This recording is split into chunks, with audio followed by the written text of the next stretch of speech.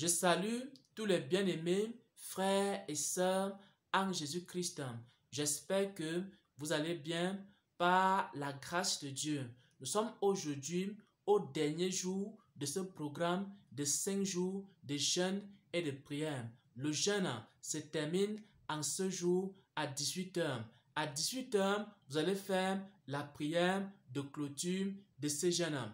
J'aimerais ici rendre grâce à Dieu pour tous ceux qui ont jeûné, pour tous ceux qui ont prié, pour tous ceux qui ont mis de l'ordre dans leur vie, pour tous ceux qui ont visité les veuves, les orphelins et pour tous ceux qui ont recommandé leur vie, leurs activités entre les mains du Seigneur. Et pour tous ceux qui ont écouté ces enseignements qui ont été partagés ici et qui concernent les temps de la fin. J'aimerais ici résumer l'ensemble des choses qu'on a vues pendant ce programme.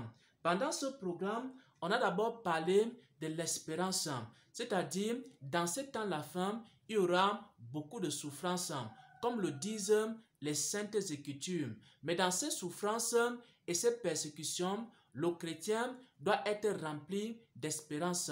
Le chrétien doit constamment penser aux choses d'en haut. Et lorsqu'il va penser aux choses d'en haut, alors son cœur sera consolé et il pourra facilement supporter la souffrance. C'est ce que le Seigneur a fait avec les apôtres. C'est aussi ce qu'il a fait dans ma propre vie. Quand j'ai traversé des moments difficiles, des moments de souffrance, alors le Seigneur me donnait l'espérance. Ensuite, on a vu que dans ce temps la fin, le chrétien a des armes. Le chrétien doit faire certaines choses au quotidien, comme par exemple les prières matinales, l'adoration matinale.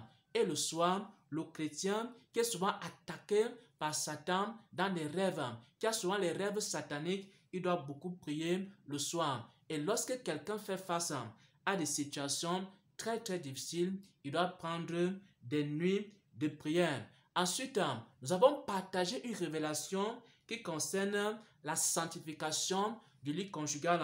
Parce que dans Hébreux 13, au verset 4, il est écrit que le lit conjugal doit être exempt, c'est-à-dire il doit être sans souillure.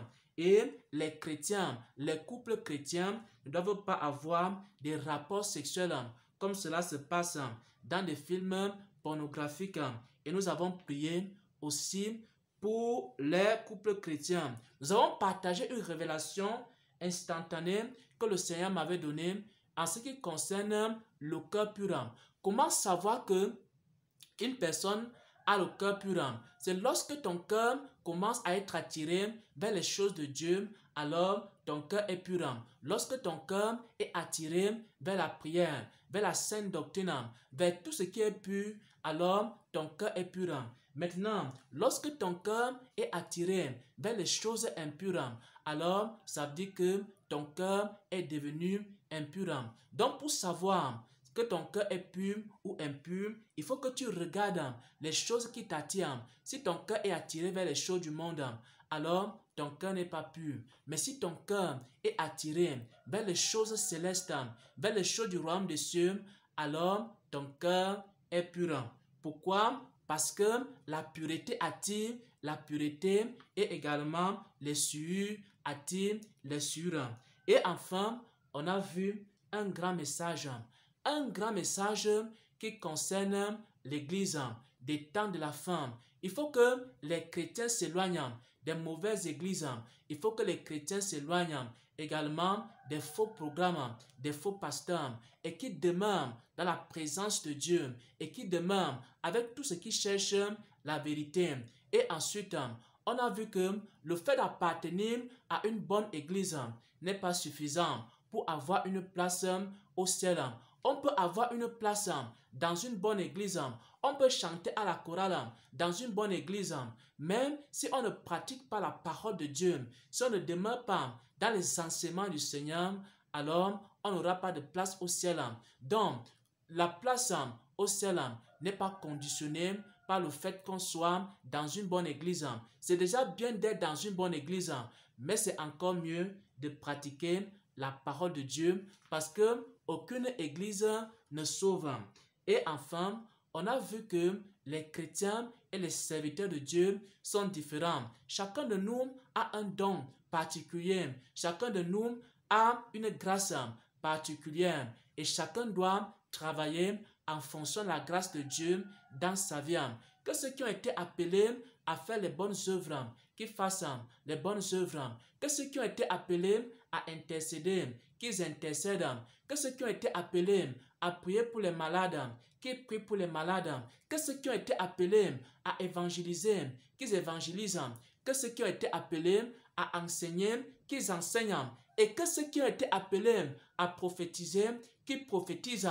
Que ceux qui ont été appelés au ministère, qu'ils fassent le ministère. Et ceux qui ont été appelés à soutenir les ministères, qu'ils soutiennent les ministères. Que chacun fasse l'œuvre pour laquelle Dieu l'a appelé. Que chacun fasse son travail sans envier les autres. Ne comparez pas frère Xavier à quelqu'un d'autre. Frère Xavier, c'est frère Xavier.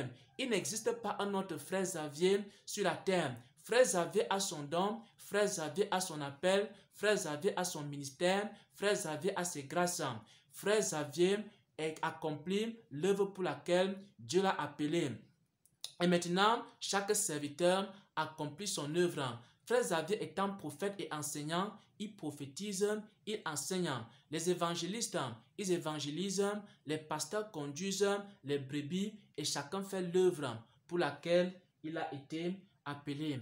Et maintenant, j'aimerais prier pour tous ceux qui ont participé à ce programme, pour tous ceux qui ont fait les bonnes œuvres, pour tous ceux qui ont suivi les enseignements. Que la grâce de Dieu, sa faveur, sa bonté vous accompagne pendant ce mois d'octobre. Papa, je prie Seigneur que tu déverses ta grâce dans les familles qui ont suivi ce programme. Papa, je prie que tu protèges les hommes et les femmes qui ont participé à ce programme, que tu protèges leurs familles, que tu protèges leurs enfants et que tu leur accordes la grâce d'être au-dessus de ce monde, au-dessus des soucis de ce monde, et que tu pourvoies de façon surnaturelle à leurs besoins, les besoins financiers, les besoins également spirituels.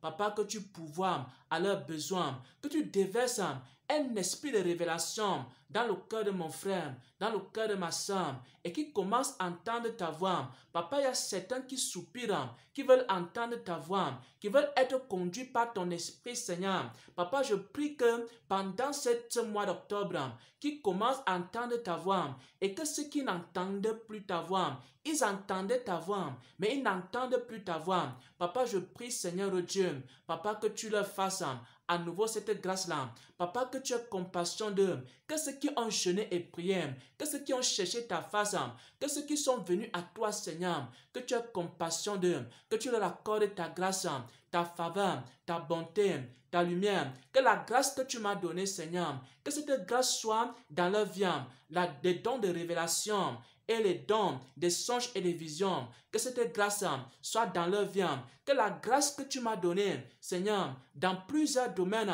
dans la compréhension de ta parole, dans la compréhension des Écritures, que cette grâce-là soit aussi dans leur vie, et qu'en lisant la parole de Dieu, que la parole de Dieu ne soit pas pour eux un livre scellé, un livre qu'ils ne comprennent pas, mais donne-leur l'intelligence de ta parole, donne-leur l'intelligence de ta parole, afin qu'ils sachent comment se conduire dans ce monde, Seigneur. Papa, je prie que tu déverses ta grâce financière dans la vie de tous ceux qui ont fait des contributions financières, qui ont visité les veuves, qui ont visité les orphelins. Fais-leur vivre des miracles financiers, comme tu m'as fait vivre aussi des miracles financiers. Pendant des mois et des mois, j'ai vécu des miracles financiers. Et je prie que la même grâce soit dans leur vie. La grâce de révélation, la grâce également de compréhension, et que tes bénédictions abondent et qu'elles surabondent par la puissance qui vient de toi, par la puissance qui vient de toi. Au nom de Jésus-Christ, j'ai ainsi prié. Soyez en paix, soyez bénis, soyez fortifiés dans le Seigneur pendant ce mois d'octobre. Au nom de notre Seigneur et Sauveur Jésus-Christ, j'ai ainsi prié. Amen, amen, amen.